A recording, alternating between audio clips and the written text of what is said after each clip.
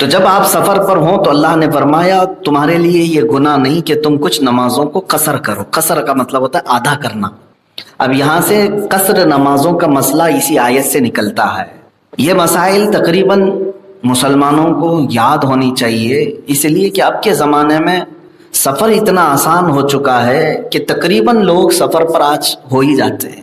شرعی سفر کیا ہے، سفر کی مقدار کیا ہے، سفر کہتے کسے، یہ ساری چیزیں پہلے آپ کو معلوم ہونا ضروری ہے. آپ اپنے شہر سے نکلے، آپ کے لیے جو میل ہے وہ تقریباً 58 میل 57.5 میل کے قریب، لیکن کلومیٹر میں اس کو 92 کلومیٹر بتایا گیا ہے. شریعت کی مقدار ہے 92 کلومیٹر. اگر آپ نے سفر کر لیا تو آپ شرعی مسافر ہو گئے. جو سہولیات شریعت کی طرف سے مسافر کو ملی ہیں وہ 92 کلومیٹر سفر کرنے والے کو ہی ہیں.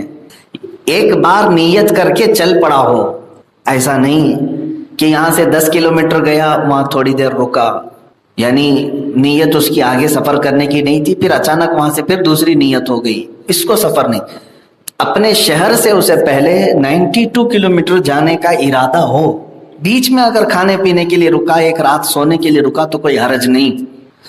اب اس کی ایک مثال یہاں سے میرے اندازے کے مطابق سفر شرعی جو ممبئی والوں کے لیے ہے، آپ پونے پہنچ گئے، پونے تقریباً 150 کے اوپر ہے، ناسک چلے گئے، یہ بھی تقریباً 150 کے آس پاس ہے. یہ سفر آپ 92 کلومیٹر کے اوپر جا رہے ہیں. جیسے آپ وہاں پہنچ گئے یا آپ راستے میں بھی چل رہے ہیں، تب جب بھی آپ کے لیے نمازوں کے وقت آئے آپ کو قصر کرنا ہوگا. اور قصر صرف 3 نمازوں میں ہے، ظہر، عصر، عشاء میں، اور وہ بھی صرف فرض نمازوں میں. سنتوں اور نفل میں قصر نہیں ہوتی، یہ یاد رکھ لیں آپ. قصر کسے کہتے ہیں؟ آدھا کرنے کو. 4 رکعت والی نماز کو 2 رکعت پڑھنا ہوگا آپ کو بس. ظہر میں 4 رکعت فرض ہے، کتنی پڑھی جائے گی؟ 2 رکعت. عصر میں 4 رکعت فرض ہے، کتنی؟ 2 رکعت پڑھی جائے گی. عشاء میں 4 رکعت فرض ہے، وہ بھی 2 پڑھی جائے گی. اس کے علاوہ جو بھی نمازیں ساتھ میں ہیں، جو سنتیں ہم پڑھتے ہیں نفل، اس میں کوئی آدھا کرنا نہیں ہے، بلکہ اگر پڑھ رہے ہیں تو پوری پڑھو، نہیں پڑھ رہے ہیں تو معاف ہے. سفر میں سنت مؤکدہ غیر مؤکدہ ہو جاتی ہے. ظہر سے پہلے 4 رکعت سنت پڑھنا ضروری ہے، ہم اس کو سنت مؤکدہ کہتے ہیں، تاکید کے ساتھ اس کو بیان کیا گیا ہے. اسی طرح ظہر کے بعد کی جو 2 رکعت سنت ہے وہ بھی مؤکدہ ہے. عصر کی پہلے کی 4 رکعت سنت یہ غیر مؤکدہ ہے، یعنی اس کی تاکید اتنی نہیں ہے. سنت مؤکدہ کا مطلب ہے واجب کے قریب ہے، اسے چھوڑنے والا بھی گنہگار ہو جاتا ہے. کبھی کبھار چھوٹ گئی تو الگ ہے، لیکن چھوڑنے کی عادت ڈال لیا تو گناہ ہے. سنت مؤکدہ. مغرب کے بعد 2 رکعت ہے، یہ بھی سنت مؤکدہ ہے. فجر کی بھی جو 2 رکعت ہے وہ بھی سنت مؤکدہ ہے. عشاء میں صرف 2 رکعت سنت جو فرض کے فوراً بعد ہوتی ہے وہ مؤکدہ ہے، باقی کوئی مؤکدہ نہیں ہے. اب سفر کی حالت میں بھی جو مؤکدہ سنتیں ہیں وہ غیر مؤکدہ ہو جاتی ہیں، نفل کے برابر ہو جاتی ہیں. نفل پڑھ بھی سکتے ہیں، چھوڑ بھی سکتے ہیں. اگر وقت ہے آپ کے پاس تو پڑھ لیں، نہیں ہے تو چھوڑ سکتے ہیں، کوئی گناہ نہیں ہے. لیکن اس کو آدھا نہیں کریں گے آپ.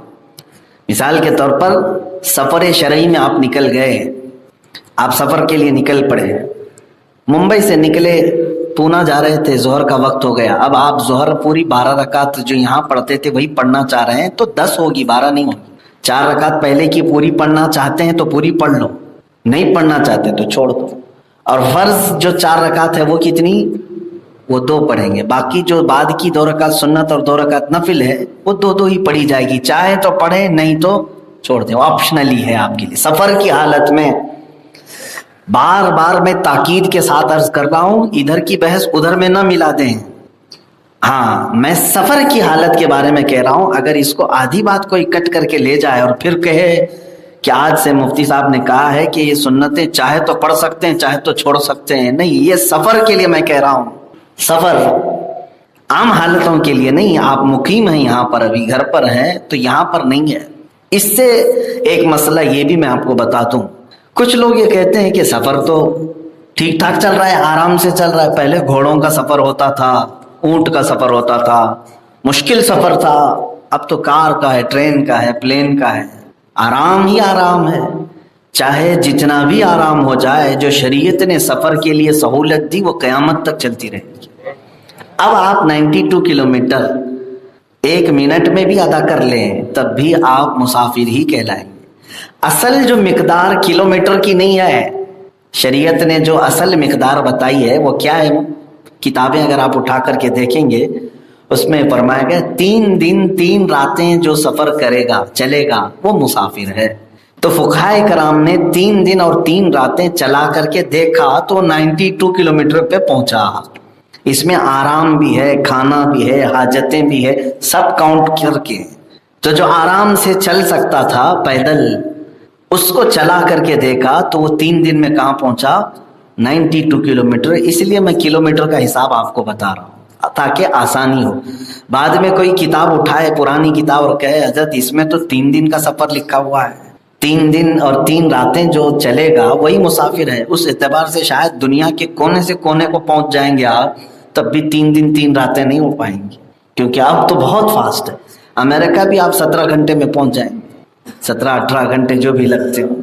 آپ کہیں پر بھی عرب جانا ہے 4-5 گھنٹے میں آپ پہنچ جاتے ہیں، جبکہ وہ ہزاروں کلومیٹر دور ہے۔ پہلے مہینوں کے سفر ہوا کرتے تھے۔ تو آپ وہ پرانے زمانے میں جو پیدل چلتے تھے اس کو ناپ کر کے دیکھا گیا تو اس زمانے میں وہ 92 کلومیٹر بنتا ہے۔ خیر، یہاں پر میں جو بات کہہ رہا تھا وہ یہ ہے کہ سفر اب آرام کا ہو گیا تو کسی نے یہ سوچا کہ بھائی کیا ضرورت ہے مجھے آدھی پڑھنے کی، پوری پڑھ لیتا ہوں۔ یہ تو چھوٹ مشکل سفر میں تھی، دقت ہوتی تھی پہلے لوگوں کو گھوڑوں کے سفر میں، اب مجھے کون سی دقت ہے، میں تو پوری پڑھتا ہوں۔ تو حدیث پاک میں فرمایا گیا سختی سے، ایسا ہوا تھا ایک صحابی سے، انہوں نے کہا کہ سفر میں پوری پڑھ لوں؟ تو رسول کریم صلی اللہ تعالیٰ علیہ وسلم نے ارشاد فرمایا اللہ تجھ پر رحم کرنا چاہتا ہے، کیا تو اس سے بھی زیادہ رحم کرنے والا ہے؟ جو اللہ نے تجھے رحم کر کے کم کیا ہے اسے لے لے۔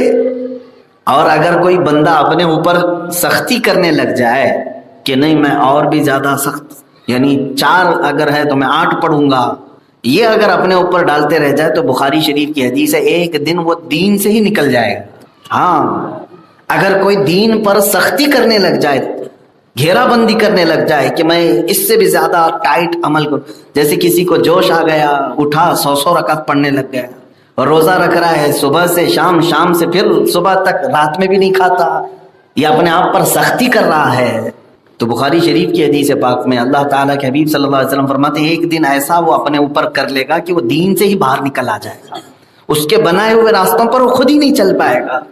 اس لیے انسان کو اپنے بنائے ہوئے اصولوں پر نہیں چلنا چاہیے، اللہ کے بنائے ہوئے اصولوں پر چلو، اس لیے کہ وہ خالق ہے تمہارا، وہ تمہاری طبیعت کو بہتر جانتا ہے کہ تم کتنا آبزرو کر سکتے ہو۔ بہرحال تو اب یہاں پر کئی مسائل ہیں، ظاہر سی بات ہے یہ تفسیر کی 2 ہی آیتیں ہیں لیکن بہت تفصیل ہے اس میں، کم سے کم میں آج مسائل ہی بیان کر دوں کہ سفر کے متعلق بہت سارے لوگ جانتے نہیں ہیں۔ آپ کو چھوٹ نمازوں کی دی گئی ہے آدھی کرنے کی، نہ کہ پوری غائب کرنے کی۔ سفر میں آدھی پڑھو، قصر پڑھو، پوری اڑانے کا حکم نہیں ہے۔ اسی طرح روزے میں بھی چھوٹ دی گئی ہے، رمضان کے دوران اگر آپ سفر پر نکل پڑے تو اللہ تعالیٰ نے فرمایا تم چاہو تو روزہ چھوڑ سکتے ہو، لیکن وہ چھوڑنا ضروری نہیں۔ جیسے نماز میں آدھی پڑھنا ضروری ہے آپ کو، سفر کی حالت میں آپ آدھی ہی پڑھیں گے، یہ نہیں کہ پوری پڑھیں گے، لیکن رمضان کے روزوں میں آپشن دیا گیا ہے چاہے تو تم چھوڑ سکتے ہو، اور اگر کوئی رکھنا چاہے تو کوئی حرج نہیں، رکھ سکتا ہے، لیکن ایسا نہیں کہ چھوڑنے کی اجازت ہے تو ہمیشہ کے لیے چھوٹ گیا، بلکہ جب آپ سفر سے آئیں گے تو اس روزے کی قضا کریں۔ تو بہتر ہے نا رمضان میں ہی رکھ لیں، بعد کا روزہ اور بھاری پڑ جاتا ہے۔ رمضان میں ایک موسم چل رہا ہوتا ہے اور روزے آسانی سے نکل جاتے ہیں۔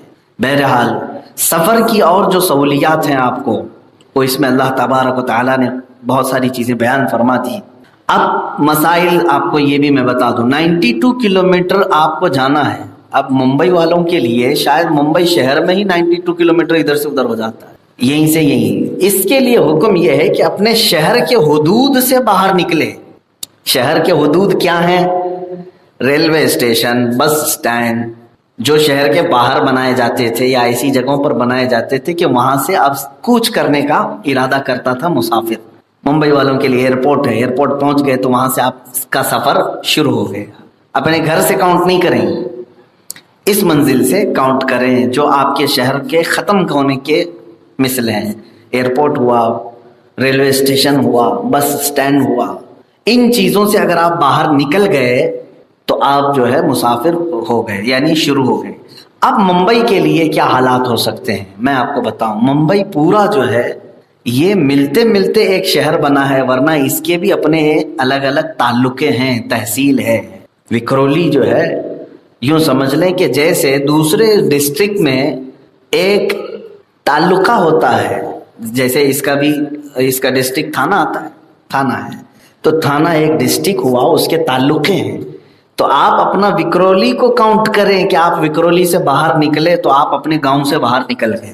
اب آپ کا شہر کرلا نہیں ہے، آپ کا شہر باندرا نہیں ہے. آپ پورا اپنا شہر کاؤنٹ نہ کریں. یہ الگ الگ ایک تعلقے ہیں جو آج مل گئے ہوئے. تو ایک تعلقے سے اگر کوئی باہر نکلا تو وہ سفر شرعی اس کا شروع ہو چکا ہے. اب یہاں پر سفر کے لیے جو ضروری ہے وہ کیا ہے؟ سب سے پہلی چیز یہ ہے کہ آدمی کی یہ نیت ہو کہ میں جہاں جا رہا ہوں وہاں 15 دن سے کم ٹھہروں گا. یہ ضروری ہے، 15 دن سے کم ٹھہروں. اب جیسے پونا جا رہے ہیں آپ، پونا میں اگر آپ کو مہینہ بھر رہنا ہے تو پھر آپ پونا پہنچتے ہی مسافر نہیں رہے، مقیم ہو گئے، پوری نمازیں پڑھو. اگر آپ نے 15 دن سے کم ٹھہرنے کی نیت کی، چاہے 1 دن کی نیت ہے، 2 دن کی نیت ہے، 4 دن کی ہے، 14 دن کی بھی کیوں نہ ہو، تو آپ اتنے دن تک وہاں پر مسافر ہی رہیں گے، 4 کی 2 ہی پڑھتے رہیں گے. یہ بات مسئلہ سمجھ میں آ رہا ہے آپ کو؟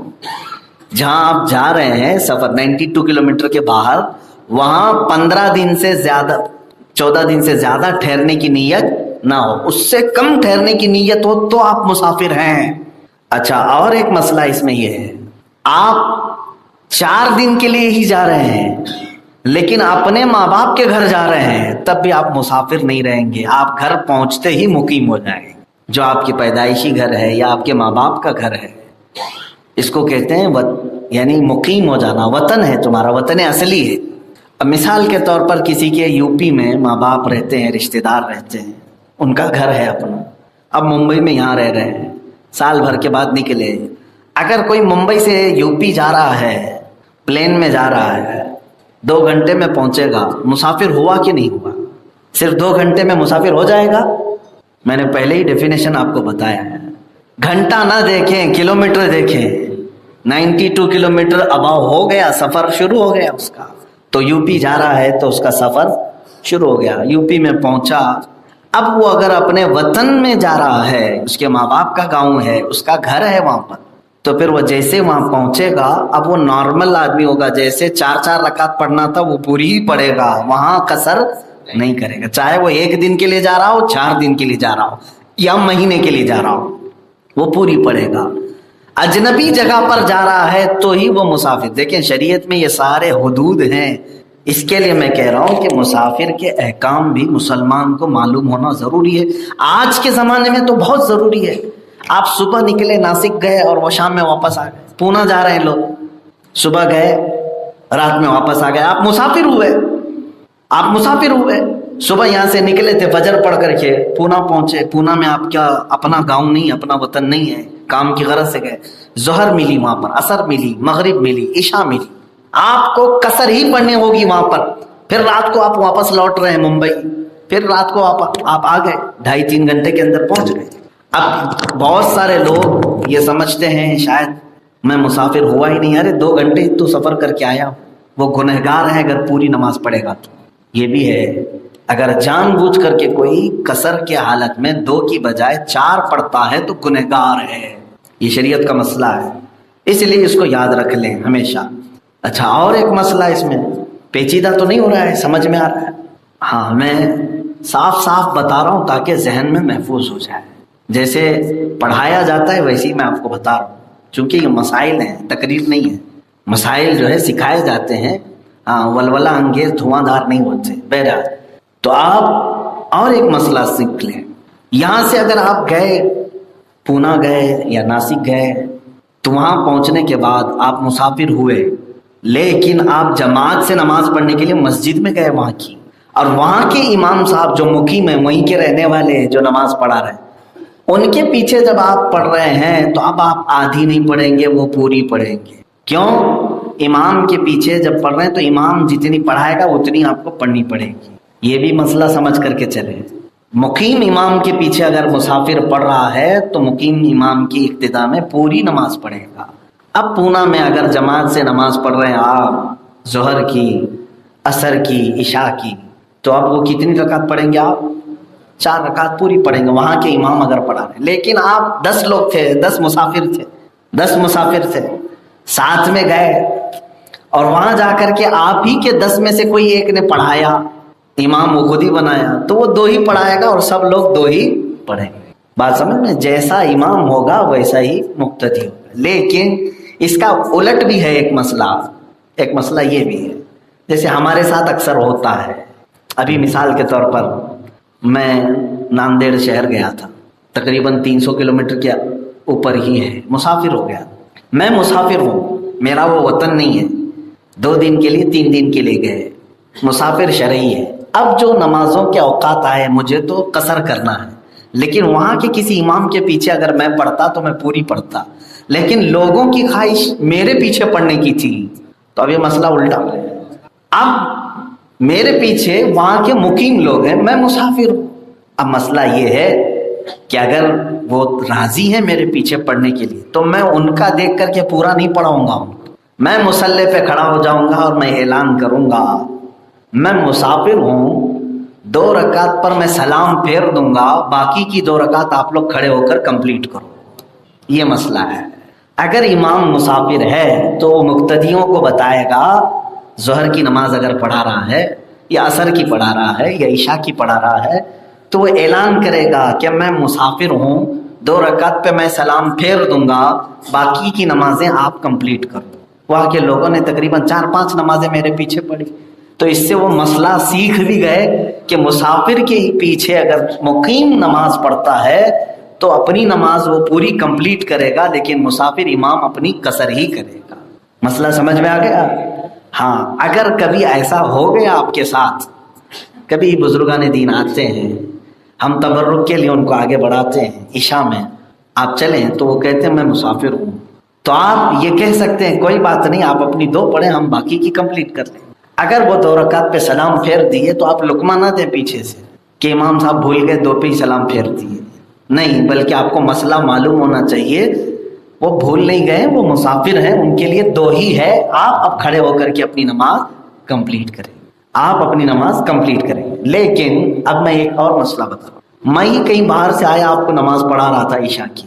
اب یہ مسئلہ آپ کو میں نے بتا دیا، لقمہ نہ دیں، آپ اپنی نماز کمپلیٹ کر لیں. اس کے لیے میں یہ بھی مسئلہ بتاتا ہوں کہ میں ہی آیا اور 2 رکعت پہ میں سلام پھیر دیا، تب بھی آپ لقمہ نہ دے کے اپنی کھڑے ہو کے پوری کریں گے. اب جو ہے آپ کو لقمہ دینا ہے. یہ امام ہمارا مقیم ہے، یہاں کا ہے، یہ بھول کر کے سلام پھیرا ہے، یہ مسافر نہیں ہے. اب آپ کھڑے ہو کر کے اپنی نماز کمپلیٹ نہ کریں بلکہ امام کو سیدھا کریں کہ امام بھول گیا ہے. کھڑے ہو کر کے وہ اپنی پوری نماز دوبارہ کرے. اگر سلام مکمل پورا پھیر ہی چکا تھا تو پھر سے نماز پڑھائے، اور اگر ابھی پورا نہیں پھیرا تھا تو لقمہ لے کر کے اپنی نماز کمپلیٹ کرے، بعد میں سجدہ سو کر لے. جی، مقیم امام کے پیچھے آپ نماز پڑھ رہے ہیں، جیسے پونا گئے آپ، پونا اور ناسک آپ کو سفر کے لیے میں سمجھا رہا ہوں، اس کے علاوہ بھی شہر ہو سکتے ہیں. آپ وہاں پہنچے، آپ وہاں کے امام کے پیچھے 1 رکعت ہو گئی تھی تب شامل ہوئے آپ. ویسے تو آپ اکیلے پڑھتے تو آپ کو 2 ہی پڑھنا تھا، لیکن امام کے پیچھے کتنی پڑھنا ہے؟ 4. 1 چھوٹی ہے امام کے پیچھے. اب جب آپ اس کے ساتھ شامل ہو گئے، 3 تو اس کے ساتھ ملی، 1 آپ اپنی بعد میں سلام کے بعد کمپلیٹ کریں گے. بلکہ میں یہ کہتا ہوں 3 بھی اگر چھوٹی وہاں کے امام کے ساتھ 1 ہی ملی آپ کو، تب بھی آپ کھڑے ہو کر کے کتنی کمپلیٹ کریں گے؟ 3 پوری کمپلیٹ کریں گے. 1 تو امام کے ساتھ ہوئی ہے، باقی 3 آپ کر کے 4 پوری کریں گے. مقیم امام کے پیچھے پڑھ رہے ہیں تو یہ مسئلے ہیں. ان مسائل میں کچھ چیزیں ہو سکتا ہے مجھ سے چھوٹ گئی ہوں، لیکن آپ تمام حضرات پر واجب ہے کہ آپ سفر کے احکام معلوم کریں. اس میں بہت ساری سہولتیں بھی دی گئی ہیں. اب سہولتیں کیا ہیں؟ ایک تو نماز قصر کرو. دوسرے ایک مسئلہ ہے موزے پہننے کا. موزہ ہی بولتے ہیں، ساکس جو ہے، یہ کپڑے والے، اون والے نہیں، چمڑے والے موزے اگر پہن کر کے آپ نے جیسے ابھی وضو کیا آپ نے، وضو کر کے آپ نے موزہ پہن لیا اور وہ موزہ مضبوط ہے، اب آپ کا وضو جب بھی ٹوٹے گا، سفر میں پیشاب کے لیے گئے، استنجا کے لیے گئے یا ہوا نکلی، پھر دوبارہ وضو کرنا ہے، تو وضو میں آپ ساری چیزیں جیسے کرتے ہیں سب دھو لیں، لیکن موزے نہ اتاریں، صرف اوپر سے مسح کر لیں، آپ کے لیے کافی ہے۔ یہ موزوں کی مسح 3 دن تک آپ کا وہ چل سکتا ہے، 3 دن تک اگر آپ نے موزے نہیں اتارے تو 3 دن تک آپ خالی مسح سے اپنی نمازیں کمپلیٹ کر سکتے ہیں، پیر دھونے کی ضرورت نہیں پیش آئے گی۔ یہ موزے پر مسح کرنے والے کے لیے سفر کی حالت میں 3 دن تک کی رخصت ہے۔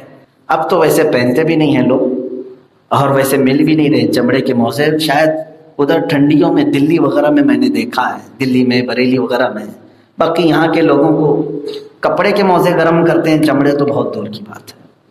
یہ سفر کے احکام تھے، یہ سفر کے معاملات تھے، لیکن میرے عزیز اللہ رب العزت فرماتا ہے کہ تمہارے لیے کوئی گناہ نہیں کہ بعض نمازیں قصر کرو، اگر تمہیں اندیشہ ہو کہ کافر تمہیں ایذا دیں گے، تکلیف دیں گے، بے شک کافر تمہارے کھلے ہوئے دشمن ہیں۔ یہ ہو گئے سفر کی نماز کے معاملات۔ اب آؤ جنگ کی نماز کیسے ہے؟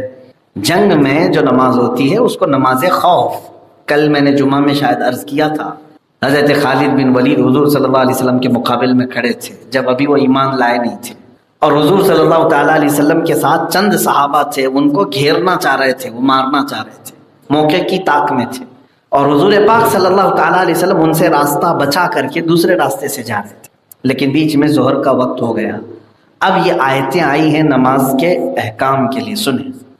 جنگ کی حالت ہے، سامنے کفار و مشرکین مقابلے کے لیے کھڑے ہیں، وہ چاہتا کیا ہے دشمن کہ تم تھوڑی دیر کے لیے غافل ہو جاؤ، بس یعنی تمہاری توجہ ہٹے، تمہارے ہاتھ سے تلوار نیچے آئے، تم اپنے ہتھیار نیچے اتارو، فوراً وہ حملہ کرے گا۔ اس سے کئی باتیں نکلتی ہیں۔ مومن کو ہمیشہ ہتھیار بند ہونا چاہیے، حدیث پاک میں ہے وہ ہمیشہ الرٹ رہے۔ مومن وہ نہیں ہے جو غفلت میں سوتا رہتا ہے۔ اللہ تبارک و تعالیٰ نے اب یہاں پر احکام کیسے بیان کیے۔ آپ جنگ کی حالت میں، دشمن آپ کے سامنے کھڑا ہے، حضور پاک صلی اللہ تعالیٰ علیہ وسلم کو خطاب کرتے ہوئے رب تعالیٰ فرما رہا ہے، اے رسول آپ نماز پڑھائیں، آپ نماز پڑھائیں، امام نماز پڑھائے گا، اور جنگ کرنے والے جو صحابہ ہیں یا جو لوگ مومنین ہیں وہ 2 جماعتوں میں بدل جائیں گے۔ ایک جماعت کافروں کے مقابل میں کھڑی رہے گی، وہ ہتھیار تانے ہوئے رہیں گے، ہتھیار لے کر کے ہی، اور ایک جماعت کو حضور کے پیچھے آنا ہوگا نماز پڑھنے کے لیے، نماز پڑھیں۔ اگر رسول پاک صلی اللہ تعالیٰ علیہ وسلم نماز پڑھا رہے ہیں، 2 رکعت ہے یا 4 رکعت ہے، تو 1 رکعت یہ فوج پڑھے گی، لیکن اس کو بھی رب تعالیٰ فرما رہا ہے کیسے پڑھے گی، وَلْيَأْخُذُوا حِذْرَهُمْ وَأَسْلِحَتَهُمْ، تمہارے مقتدی اپنے ہتھیار اپنے ساتھ لے کر نماز پڑھیں گے، وہ اپنے ہتھیار اتار کر کے نماز نہیں پڑھیں گے، ہتھیار لے کر کے ہی نماز میں رہیں، اور سجدے سے جیسی فارغ ہوں گے، 2 سجدے ہیں 1 رکعت میں، دوسرا سجدہ کریں گے وہ اٹھ جائیں گے، وہ چلے جائیں گے، وہاں کھڑے ہو جائیں گے، وہ جو پہلے سے کھڑے تھے ان کو بھیج دیں گے۔ حضور اپنی نماز کمپلیٹ نہیں، حضور پاک دوسری رکعت میں ہیں، فوج 1 رکعت پڑھ کے چلی جائے گی اور وہاں مقابلہ کرنے والوں کے سامنے کھڑی رہے گی، پھر وہ فوج آ جائے گی امام کے پیچھے، وہ 1 رکعت پڑھیں گے، پھر وہ واپس جائیں گے، پھر اس کے بعد وہ پہلی والی آ کر کے اپنی 1 رکعت پھر کمپلیٹ کرے گی، پھر وہ جائیں گے، پھر دوسرے والے آئیں گے، ایک رکعت کمپلیٹ کریں گے۔ اگر 2 رکعت والی ہے تو امام تو 2 رکعت پہ سلام پھیر چکا ہوگا، اور دونوں جماعتوں کو 1 رکعت امام کے ساتھ ملی ہوگی، اس سے زیادہ تو نہیں ملے گی نا، کیونکہ 1 رکعت اس فوج کو پڑھایا، 1 رکعت اس فوج کو پڑھایا، اب دونوں کی جو 1 رکعت بچی ہے وہ آ کر کے اپنی تنہا کمپلیٹ کریں گے، اکیلے اکیلے پڑھیں گے۔ اب ان 2 رکعتوں کے بیچ میں اگر ان صحابہ نے لڑائی کی، کفار و مشرکین حملہ کیے، ان سے گتھم گتھا ہوئے اور گھنٹے لگ گئے، تب بھی ان کو نماز میں ہی کاؤنٹ کیا جائے گا۔ دوسری رکعت تک وہ لڑتے رہے، جنگ کرتے رہے، اور جہاں ان کو موقع ملا پہلی والی فوج آئی، پھر یہ جائیں گے اپنی اسی 1 رکعت کو کمپلیٹ کریں گے۔ اس کا مطلب کیا ہے؟ ان کی نماز ٹوٹی نہیں۔ جو رسول پاک کی پیروی میں ہے وہ چاہے جنگ بھی کر رہا ہو وہ عبادت میں ہی شمار ہے، عبادت میں شمار ہے۔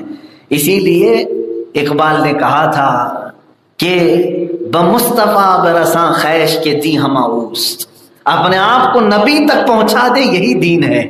حضور کی اطاعت کرنے کا نام ہی دین ہے۔ اب وہ چل پھر رہے ہیں جنگ کے میدان میں تو بھی ان کی نماز نہیں ٹوٹی، یہاں تک کہ اس سے ملتا جلتا دوسرا مسئلہ بھی یہ ہے، حضور پاک صلی اللہ تعالیٰ علیہ وسلم نے کسی کو پکارا، نماز میں تھے، نماز پڑھ رہے تھے، ایک رکعت ہو چکی تھی مغرب کی نماز، حضور پاک صلی اللہ تعالیٰ علیہ وسلم نے پکارا، تو اب اس صحابی پر واجب ہے کہ وہ وہیں نماز چھوڑ کر کے حضور کے پاس چلے جائیں۔ نماز اب کمپلیٹ کرنا ان کے لیے نہیں ہے بلکہ حضور کی بارگاہ میں حاضر ہونا ہے۔ حضور نے ان کو بلایا، نماز چھوڑ کر کے وہ آئے۔ اب رسول پاک صلی اللہ تعالیٰ علیہ وسلم نے ان کو بازار بھیجا، سامان لانے کے لیے بھیجا، فلاں کو بلانے کے لیے بھیجا، جو کچھ بھی کام کرنا تھا وہ سب کام کر کے واپس آئے۔ اب ان کو حکم ہے کہ اپنی دوسری رکعت سے ہی کمپلیٹ کریں، وہ ایک رکعت بھی کاؤنٹ ہوگی، جو ایک رکعت کر کے گئے تھے وہ باطل نہیں ہوئی، جہاں سے چھوڑ کے گئے تھے وہیں سے اپنی نماز پوری کریں، اور اس بیچ میں جو جو کام کیا آپ نے وہ سب نماز میں ہی شامل ہوگا، سب عبادت میں شامل ہوگا۔ کیوں؟ اس لیے کہ وہ بھی رسول کی پیروی میں لگے ہوئے تھے، اطاعت میں لگے ہوئے تھے۔ میاں ہم اور آپ اگر نماز چھوڑ کے ادھر ادھر دیکھیں گے ہماری نماز گئی، لیکن صحابہ اگر قبلہ چھوڑ کر حضور کو دیکھیں گے تب بھی نماز ہے، تب بھی نماز ہے۔ اس لیے کہ ایک صحابی جو ہے ان سے پوچھا گیا حضور ظہر میں قرات کرتے تھے کہ نہیں کرتے تھے؟ تو انہوں نے کہا نہیں کرتے تھے۔ ویسے تو ہم بھی نہیں کرتے ہیں، آپ تو کبھی سنے نہیں نا ظہر میں اثر میں، لیکن ہم خود کرتے ہیں کہ نہیں کرتے ہیں؟ امام خود آہستے سے پڑھتا ہے کہ نہیں پڑھتا ہے؟ یہ کیسے پتا چلے گا؟ سنائی تو کسی کو نہیں دے رہا ہے۔ اس صحابی سے پوچھا گیا کہ حضور ظہر میں خود پڑھتے تھے کہ نہیں، اگرچہ دوسروں کو نہیں پڑھاتے تھے؟ وہ کہتے ہیں ہم پڑھتے تھے حضور، ظہر میں بھی اثر میں بھی خود قرات کرتے تھے، بلند آواز سے نہیں۔ تو کہا آپ کو کیسے پتا؟ وہ کہتے ہیں میں حضور کے چہرے کی طرف دیکھتا، نماز میں حضور کی داڑھی ہل رہی ہوتی تھی، حضور پاک صلی اللہ علیہ وسلم کی داڑھی شریف ہل رہی ہوتی تھی، تو یہ اس بات کی علامت ہے کہ حضور آہستہ سے نماز میں قرات کرتے تھے۔ میرے عزیزوں، دوسرے لوگ اگر امام کے پیچھے پڑے رہیں گے اس طرح، نماز تمہاری چلی جائے گی، مکروہ ہو جائے گی، کیونکہ تمہیں قبلے کی طرف دیکھنا ہے نہ کہ امام کی طرف دیکھنا ہے۔ اگر جیسے سائیڈ والے ہیں، دانے جانب والے ہیں، بائیں جانب، چلو میرے جسٹ پیچھے والا اگر امام کے پیچھے پڑا ہے، دیکھا رہا ہے تو ٹھیک ہے، کوئی حرج نہیں ہے، وہ سامنے قبلہ بھی ہے، سامنے امام بھی ہے۔ لیکن دائیں جانب والا، بائیں جانب والا اگر وہ مڑ کر کے امام کو دیکھ رہا ہے تو اس کی نماز مکروہ، کیونکہ اس کا چہرہ قبلے سے پھر گیا۔ قبلے سے پھیرنا چہرہ جائز نہیں نماز میں، لیکن صحابہ وہ دائیں جانب ہوں کہ بائیں جانب ہوں، وہ پھر کر کے حضور کے چہرے کو دیکھتے تھے، اور ان کی نماز باطل نہیں تھی۔ کیوں میرے عزیزو؟ اسی لیے تو ہم کہتے ہیں حاجیو آؤ شہنشاہ کا روزہ دیکھو، کعبہ تو دیکھ چکے، کعبے کا کعبہ دیکھو۔ صحابہ کعبے کا کعبہ دیکھتے تھے تو نماز باطل نہیں تھی۔ بہرحال یہاں پر نماز خوف کے جو مسائل ہیں، اس سے ہو سکتا ہے کہ کبھی پالا پڑے نہ پڑے، لیکن مسائل یاد رکھنا چاہیے کہ اگر حالت جنگ میں نماز کا وقت آئے تو اس وقت بھی رب تبارک و تعالیٰ نے نماز کو معاف نہیں کیا۔ پڑھنا تو ہے تمہیں، جنگ کے دوران دشمن تلوار لے کر سامنے بھی کھڑے ٹھہرا ہو، تب بھی تمہیں حکم یہ دیا گیا ہے کہ تم نماز نہیں چھوڑ سکتے۔ بعد میں تم یہ نہیں بیان کر سکتے کہ میرے سر پر جو ہے دشمن تلوار لے کر کھڑا تھا، میں کیسے پڑھوں گا؟ اللہ نے فرمایا 2 جماعتیں ہو جاؤ، ایک جائے نماز پڑھ کے آئے 1 رکعت، پھر تم جاؤ۔ یہ مسائل سے اندازہ کرو میرے عزیزوں، نماز چھوڑ نہیں سکتے۔ اب مجھے بتاؤ کتنے لوگوں کے گھروں میں جنگ کی حالت ہے ابھی جو نماز نہیں آتے؟ کیا بیوی تلوار لے کر کھڑی ہے؟ ماں باپ تلوار لے کر کھڑے ہیں؟ کس کے ساتھ جنگ کے حالات ہیں جو نماز چھوڑ کر بیٹھے ہوئے ہیں؟ جنگ کے حالات ہیں۔ آپ امن کے حالات میں نماز سے غافل ہو تو رب کی بارگاہ میں کیا جواب دے سکو؟ امن کے حالات میں نماز سے جو غافل ہے وہ کیا جواب دے گا اپنی نمازوں کے متعلق؟ نماز کو اتنی ہلکے میں نہ لو۔ اسی لیے امام ذہبی رحمۃ اللہ تعالی علیہ نے ایک بڑی دردناک حکایت بیان کی، میں جاتے جاتے اس چیز کو ضرور عرض کر دوں گا، سنو۔ امام ذہبی رحمۃ اللہ علیہ الکبائر میں لکھتے ہیں کہ موسیٰ علیہ الصلوۃ والتسلیم کے زمانے میں ایک عورت آئی، آپ کی بارگاہ میں آئی, کہا میں توبہ کرنا چاہتی ہوں. کہا کس بات سے؟ تو اس نے کہا میں زنا کرتی تھی, بدکاری ہو جاتی تھی مردوں سے, میں نے جسمانی تمام چیزیں حاصل کی, اور حمل ٹھہرتا, پھر بچہ ہوتا تو میں بچے کو مار ڈالتی تھی, بچے کو قتل کر کے پھینک دیتی تھی. میں نے ایسے زنا سے کئی بچے پیدا کیے اور اس کو مار ڈالے, ختم کی. موسیٰ علیہ السلام جلال میں مجلس سے اٹھ گئے, کہا تو فوراً دور ہو جا, کہیں تیری وجہ سے اللہ کا عذاب نہ آ جائے. وہ عورت باہر چلی گئی, اس کو نکال دیا گیا مجلس سے. جبرائیل امین علیہ الصلوۃ والتسلیم تشریف لائے, موسیٰ علیہ السلام سے عرض کیا, اللہ رب العزت فرماتا ہے کہ اس خاتون کو آپ نے کیوں نکال دیا؟ اتنی گھناؤنی حرکتوں میں تھی, اتنی بدکاریاں کرتی تھی, اسے نہ نکالتا تو کیا کرتا موسیٰ علیہ السلام؟